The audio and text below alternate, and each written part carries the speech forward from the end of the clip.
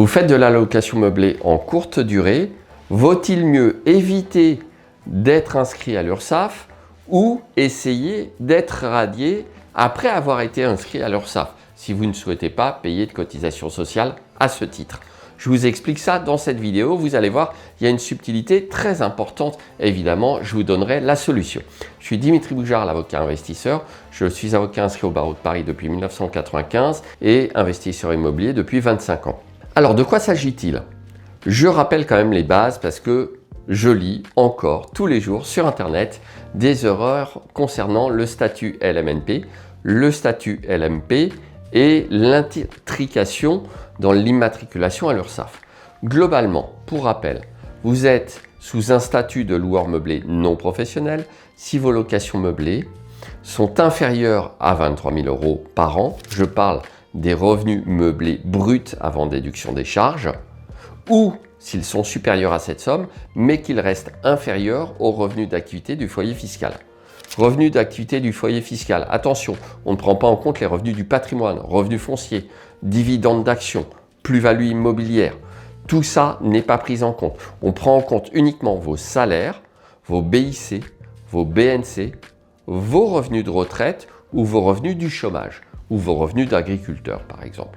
Ceci étant, vous êtes donc, dans cette hypothèse, si vos revenus meublés sont inférieurs à vos revenus d'activité professionnelle, toujours sous un statut de loueur meublé non professionnel. Si vos revenus meublés dépassent vos revenus pro, vous devenez loueur meublé professionnel. Et dans cette hypothèse, vous avez une obligation d'immatriculation auprès de l'URSSAF pour payer des cotisations sociales. Donc ça, c'est relativement clair. Deuxième cas où vous devez vous inscrire auprès de l'URSSAF, c'est l'hypothèse où vous faites de la location meublée en courte durée et que vos revenus dépassent 23 000 € par an. Encore une fois, loyer brut avant déduction des charges. C'est relativement simple à comprendre.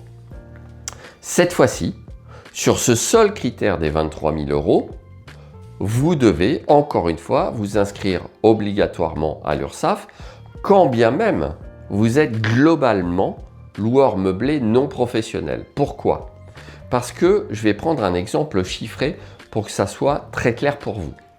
Vous êtes célibataire, vous gagnez 50 000 € par an de salaire. Vos revenus en location meublée courte durée sont, avant déduction des charges, de 30 000 € par an. Vous avez donc des revenus meublés courte durée supérieurs à 23 000 €, mais inférieurs à vos 50 000 € de revenus du travail. Vous êtes par conséquent fiscalement sous un statut de loueur meublé non professionnel. Et vous pourriez dire, Maître Boujard, vous venez de nous indiquer que si on était LMNP, on n'était pas inscrit à l'URSSAF. Oui, mais il y a toujours une exception. Et l'exception, c'est justement celle prévue par le Code de la Sécurité sociale qui vous indique qu'il n'y a qu'un seul critère en matière de location meublée en courte durée. Donc, dans cette hypothèse, vous aurez globalement un statut fiscal de loueur meublé non professionnel, mais vous devrez quand même être inscrit à l'URSSAF parce que vos revenus meublés dépassent 23 000 €. J'espère que c'est clair cette fois-ci et que ça va mettre un terme à tous ces atermoiements sans fin sur Internet. Évidemment, je reviens abondamment sur tous ces sujets complexes et je scrute la jurisprudence dans le droit d'investir, le seul programme existant fait par un avocat investisseur pour les investisseurs et qui vous permettra chaque semaine d'être au courant de cette actualité qui ne cesse de changer. Nouveauté géniale dans le droit d'investir, vous avez le chatbot et désormais entre chaque séance de coaching commun de 2 heures, puisqu'il y en a une fois par mois, vous pouvez directement poser vos questions dans le chatbot qui est alimenté par mes propres ressources et obtenir une réponse en quelques secondes qui en plus pointera vers l'épisode qui correspond à votre question. Donc vous pouvez m'avoir en permanence dans votre poche pour répondre à vos questions. Pour rejoindre le droit d'investir, c'est très simple, vous cliquez sur le lien qui se trouve sous la vidéo.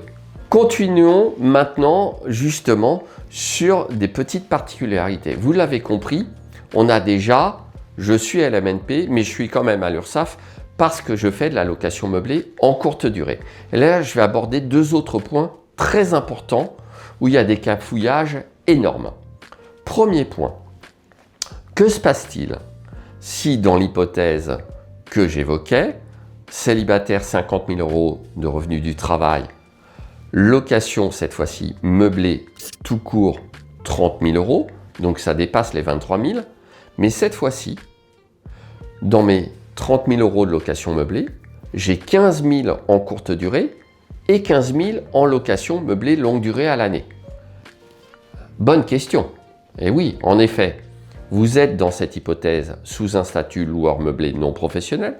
Vos 30 000 sont toujours inférieurs à vos 50 000 de revenus du travail, mais une partie de ces 30 000 est constituée de location meublée de courte durée. L'orthodoxie juridique veut que je vous réponde, puisque vos 15 000 € de revenus meublés locatifs courte durée sont inférieurs au seuil prévu par le Code de la Sécurité sociale de 23 000, il va falloir faire une distinction. Alors comptablement, fiscalement, vous voyez ça avec votre expert comptable, c'est indispensable, mais une distinction pour expliquer à l'URSSAF, si jamais l'URSSAF vous écrit, ce qui risque fort d'arriver, parce qu'eux, ils vont voir le global des 30 000 et ils vont être tentés de se dire, ah bah voilà, vous dépassez 30 000, il y a de la courte durée, donc vous devez être immatriculé auprès de nos services. Et vous allez leur dire, non, non, non, le Code de la Sécurité sociale prévoit l'immatriculation uniquement si mes locations courte durée sont supérieures à 23 000. Et moi, je fais 15 000, le reste, c'est de la longue durée. Et là, vous pourrez dire, je ne dois donc pas m'affilier auprès de vos services. Et vous êtes en droit de le dire, puisque ça, c'est l'application du droit positif. Il s'avère que sur ce point précis, il n'y a pas de doctrine ni de circulaire de l'URSSAF. Pour l'instant, c'est juste l'interprétation stricte du droit. Vous n'êtes pas à l'abri que l'URSSAF l'entende d'une autre oreille. Pourquoi? Et là, je viens au deuxième point, qui est un point qui découle d'une décision de la Cour d'appel d'Amiens, très importante, du 9 avril 2024. Que s'est-il passé? Vous aviez un loueur meublé en courte durée qui avait dépassé les 23 000 €. Il était donc inscrit auprès de l'URSSAF. Et puis, il a arrêté de faire de la courte durée. Ses revenus courte durée sont repassés sous le seuil et il a dit à l'URSSAF, je ne suis plus au-dessus des 23 000, je vous prie donc de me radier. Et l'URSSAF a dit, pas du tout, cher monsieur, le seuil est ce qu'il est, mais même si vous repassez sous le seuil, vous restez affilié auprès de l'URSSAF. Alors pour moi, c'est pas très logique. Soit vous êtes sous le seuil, soit vous êtes au-dessus. Donc si vous êtes au-dessus, obligation d'affiliation. Si vous êtes en dessous, vous ne remplissez plus le critère et vous devriez donc pouvoir obtenir votre radiation. Et la Cour d'appel d'Amiens, dans son arrêt du 9 avril 2024, a dit non, pas du tout, vous allez rester affilié. Donc elle a fait droit à l'argumentation de l'URSSAF. Argumentation qui, selon moi, ne tient pas la route au regard de la loi. Et pourtant, les juges ont validé. C'est pour ça que je vous dis, vous n'êtes pas à l'abri que l'URSSAF vous dise oui, mais dans les 30 000, il y a 15 000 de courte durée et donc, nous, on décide que vous devez quand même vous affilier. Ne vous laissez pas faire, contestez dès le départ, parce que ça va être très compliqué, vous l'avez compris, ensuite, d'obtenir gain de cause, puisque dans mon hypothèse, en toute logique, le contribuable aurait dû obtenir sa radiation, ce qui n'a pas été le cas.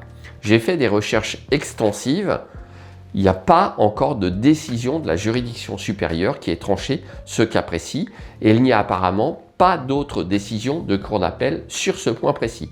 Donc tout ça ne tient qu'à un fil et j'ai bon espoir qu'en cas de contestation de ce point précis, eh bien, un contribuable affilié à l'URSSAF faisant de la location meublée courte durée qui repasse sous le seuil des 23 000 obtiendra sa radiation puisque ça sera juste l'application de la loi. Mon conseil pratique dans cette vidéo, c'est éviter votre immatriculation à l'URSSAF si vous ne souhaitez pas payer de cotisation sociale parce que par ailleurs vous êtes salarié par exemple, aucun intérêt de payer 2 fois l'URSSAF, je vous le dis tout net. Donc évitez d'être inscrit parce qu'ensuite vous aurez un mal de chien à vous faire radier. Alors oui, vous pourrez être radié si vous arrêtez toute location meublée. Est-ce que c'est votre objectif? Je ne suis pas certain. J'espère que cette vidéo vous aura été utile. Vraiment, vous n'aurez plus d'excuses pour cafouiller et ne pas savoir à quoi vous en tenir. Et je vous dis à tout de suite dans la prochaine vidéo.